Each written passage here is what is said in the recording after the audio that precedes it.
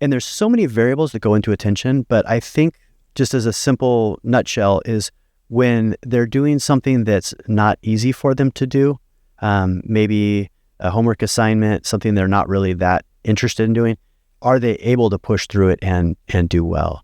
As an example, if you said, okay, I'm going to give you $20 to your, 7-year-old kid, if you can just read this page and then tell me what it says, so they're highly motivated.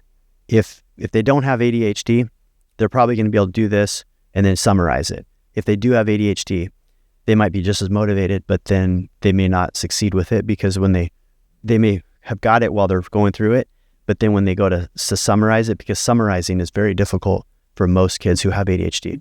There's other things but that could be going on with ADHD because there are no two people who are exactly alike. But there's a lot of ways attention can break down, but that's the key is the attention breaking down on things that aren't,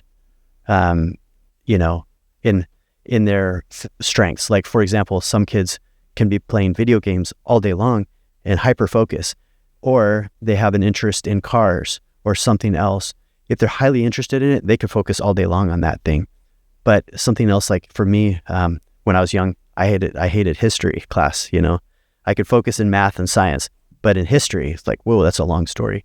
My mind would wander. A lot of kids who have ADHD, their minds wander when it's not something that's kind of in their wheelhouse, something they're very interested. So content matters. Like if they have content affinity, in other words, if they're familiar with the subject, if they're knowledgeable about the subject, that helps a lot. And if they're interested in the subject.